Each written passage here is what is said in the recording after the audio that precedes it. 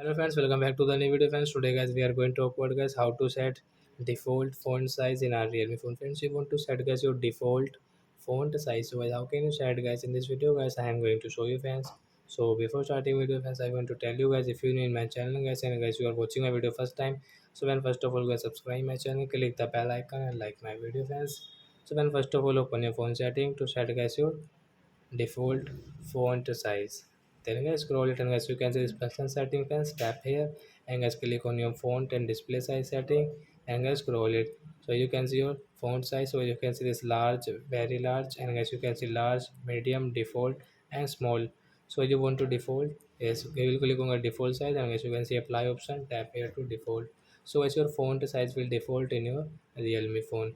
So I hope friends you have understood how to default font size in our Realme phone. So that's it guys. Thanks for watching the video guys. Now we will meet on next video guys with new topic. Before going guys, please go and like my video, subscribe my channel. Bye bye friends.